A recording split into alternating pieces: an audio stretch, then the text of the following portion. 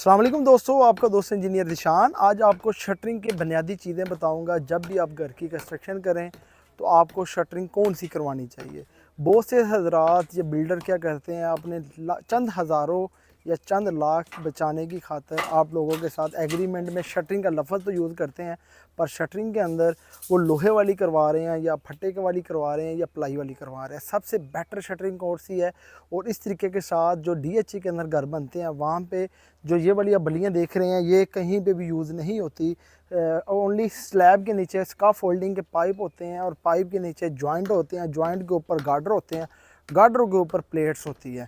तो आजकल जो बैरियरटोन, lake city, dream garden, centre park के अंदर जो शटरिंग इस्तेमाल होती है, वहाँ पे इस तरह के आप बलियाँ वगैरह तो इस्तेमाल होती है। उसके ऊपर जो फट्टे वाली भी शटरिंग इस्तेमाल होती है, प्लाई वाली भी होती है और चिप बोर्ड वाली भी होती है।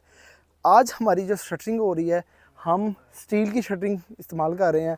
और ये जो मेरा प्रोजेक्ट है, ये मिड सिटी के अंदर है, लेक सिटी के साथ 7 मरला का। तो आपको इसका विज़िट भी करवाता हूँ कि जब भी घर के अंदर शटरिंग आपने करवानी है तो इसके अंदर आपने किन किन चीज़ों का ख्याल रखना है। और इसके अंदर से जो वर्टिकली आप स्पोटे देख रहे हैं, तो इसका भी आपने डिस्टेंस वाइज देखना है। उसके नीचे जो फट्टे लगे हैं, ये क्या बुनियादी चीज़ होती है। और उस प्लेट्स के ऊपर जितने भी जॉइंट फिल अप हो जाएंगे, उसके बाद इसके ऊपर टेप लगाएंगे। टेप के बाद इसके ऊपर इस जहाँ पे भी छोटा छोटा स्पेस आप मिलेंगे, यहाँ पे एक छोटा फट्टा लगा के इसकी ब्रासिंग करेंगे। उसके बाद इसके ऊपर टेप लगाएंगे और उसके बाद स्टील की प्लेट को सरिये के साथ, कंक्रीट के साथ वो चिमटे ना, उसके लिए ये तेल लगाएंगे, लुब्रिकेंट करेंगे। तो ये सारी चीज़ें हम शटरिंग वाले की ज़बानी पूछते हैं कि आज के दौर में सबसे बेहतरीन शटरिंग कौन सी है और जो लोग फट्टे वाली शटरिंग करते हैं उसके क्या नुकसान आता है। और जब आप छत खोलते हैं तो आपको नीचे से बिल्कुल प्लेन छत मिलनी चाहिए, तो उसके चीज़ें के अंदर पूछेंगे। और ये जो बल्ली होती है, बाज़ औक़ात शटरिंग गिर जाती है, तो उसके बारे में इनसे पूछेंगे ये शटरिंग जहाँ पर गिरती है उसकी क्या बुनियादी चीज़ होती है। अस्सलाम वालेकुम। वालेकुम सलाम सर। अच्छा भाईजान, ये बताएं कि शटरिंग करते हुए किन किन बातों का ख्याल रखना चाहिए, ये बताएं। एक तो शटरिंग करते वक्त सबसे पहली बात यह है कि वली पूरी 2 फुट पे हो, 2 फुट से ज़्यादा ये जो डिस्टेंस है, हाँ ये 2 फीट के ऊपर होना चाहिए। इससे ज़्यादा हुआ ज़्यादा तो गिर जाएगी, गिर जाएगी। और उसके अलावा इसकी फिनिशिंग के लिए हम इसकी टेप तेल जो करते हैं, ठीक है, वो सफाई के लिए नीचे से छत जो है ना वो साफ आए। यानी कि पहले प्लेट हाँ, को साफ करके पहले साफ करेंगे, ग्राइंडर लगेगा इसके ग्राइंडर ऊपर। लगेगा, हाँ जी, ग्राइंडर लगा के फिर तेल टेप करेंगे। जी सर। और जो लोग क्या करते हैं कि फट्टे के ऊपर जो डिस्टेंस, ये बलियां 4-4 फुट के ऊपर लगा देते हैं या वो पेपर लगा देते हैं, सबसे ज़्यादा नुकसानदेह होता है। वो छतें अक्सर गिर भी जाती हैं। गिर भी जाती है। हाँ जी। और अमूमन तौर पे अगर आप अपने घर की शटरिंग करवा रहे हैं, एक छोटी सी गलती से आपकी छत गिर सकती है। ये चीज़ें आपके लिए अवेयरनेस बता रहा हूँ। और इसमें यह भी बताएं कि जो स्टील की शटरिंग है, इसकी क्या प्राइस चल रही है। स्टील का इस वक्त जो रेट है वो 70 रुपये है, 70 रुपये बलियों के साथ। बलियों के साथ। अगर फोल्डिंग के साथ, लोहे वाले फोल्डिंग के साथ हो तो फिर फोल्डिंग कितना के है। साथ 160 रुपये है। 160। ये फोल्डिंग कहाँ पे यूज़ हो रही है। DHA में। DHA में, जी। बैरियरटोन में। एरिया में अभी कुछ जो बड़े प्रोजेक्ट हैं उनके ऊपर लग रही है, लेकिन छोटे घरों में ना वो ये वली वाली चल रही है। वाली चलती है।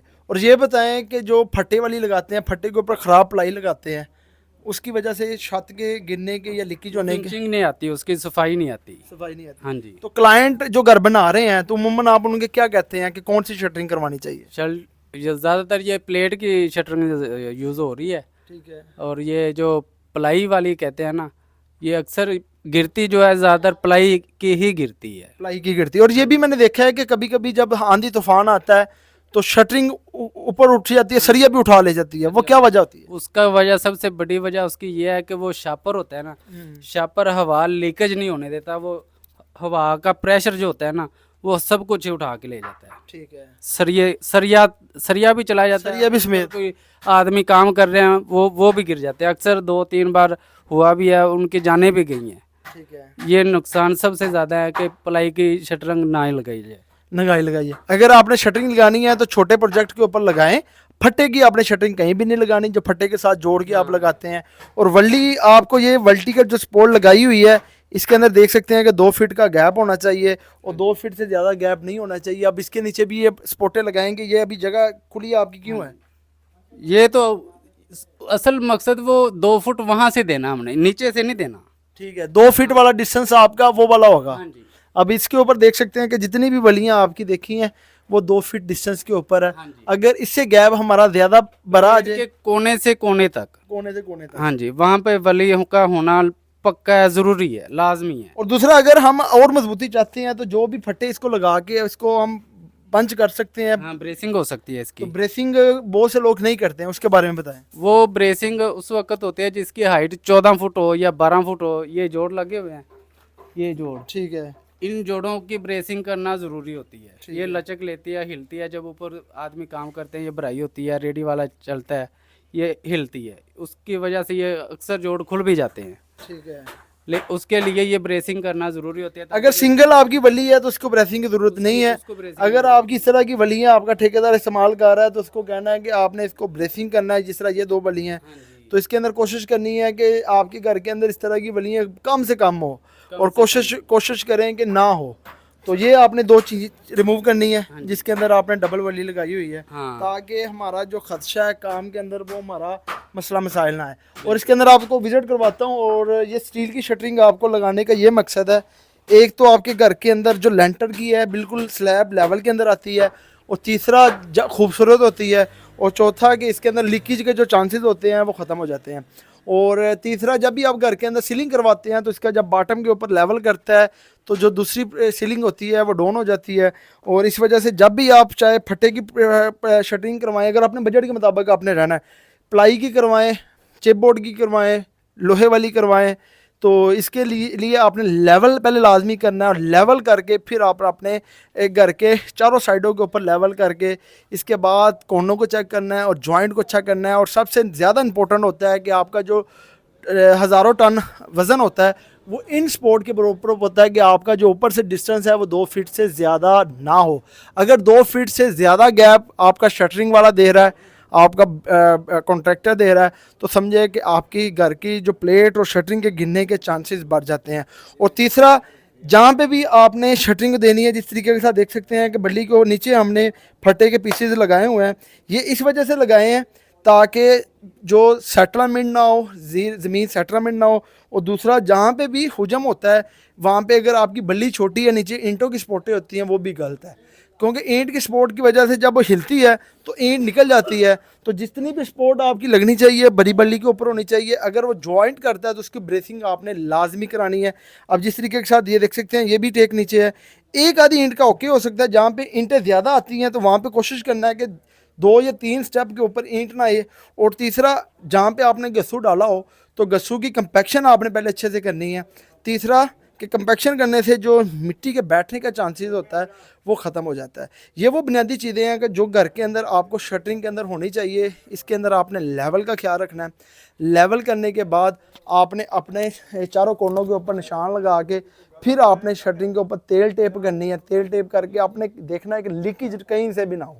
लीकेज अगर आपकी कहीं से होगी, डाउन स्ट्रीम होगा, तो जितना भी पानी होता है वाटर सीमट रेशो वो बह जाएगी, तो अकेली आपकी सीमट की बजाय रेत और बजरी रह जाएगी, जिसकी वजह से आपकी जो छत के वहाँ पे सेग्रीगेशन का अमल हो जाता है। और छत के अंदर लाजमी वाइब्रेटर का इस्तेमाल करें। वाइब्रेटर का इस्तेमाल हनी कॉमिंग को ख़त्म करता है, एयर को ख़त्म करता है।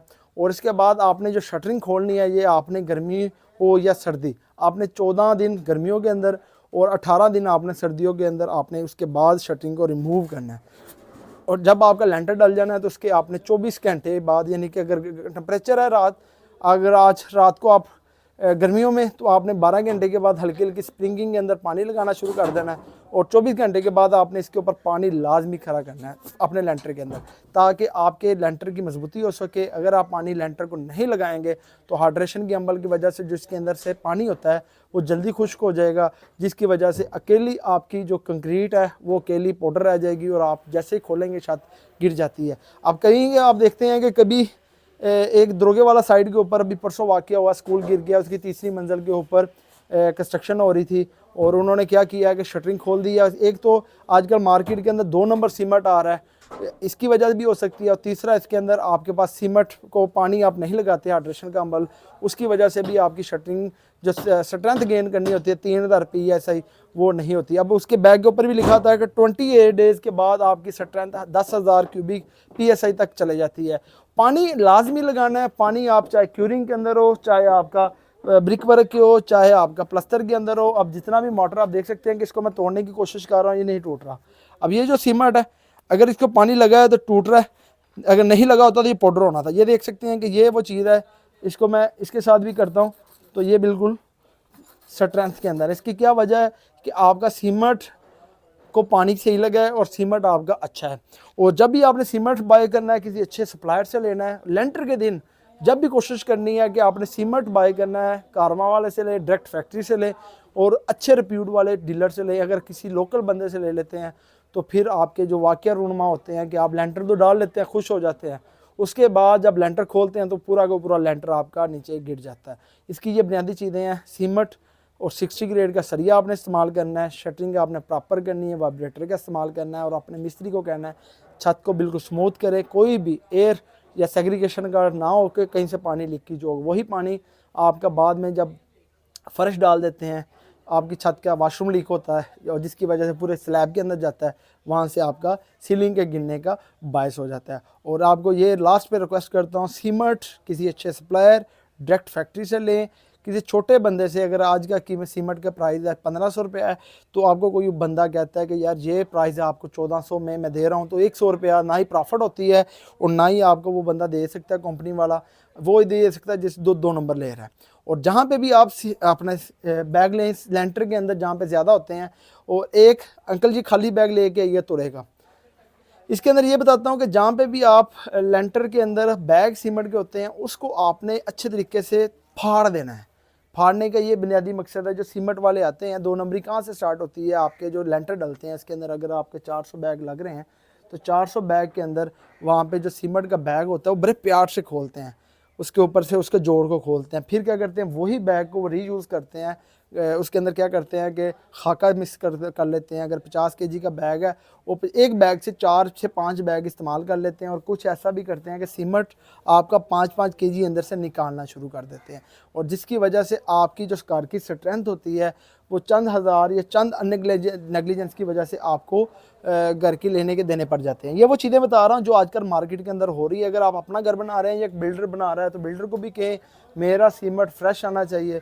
अब जैसा कि ये बेस्ट वे का सीमेंट है, इसका ये बैग है, अमूमन तौर पे ये इस्तेमाल से पहले मैंने मिस्त्री अपने बंदे को कहा हुआ है इस तरह से आपने इसको रिमूव करना है। वो क्या करते हैं कि जो ये जोड़ होते हैं इधर से जोड़ों को खोलते हैं बड़े प्यार से, ये इस तरीके के साथ, ये देखे खुल रहा है, और इस तरीके के साथ खोल के फिर इसकी वो दोबारा फिर ऐसे होता है कि वो पैकिंग के अंदर यूज़ हो जाता है।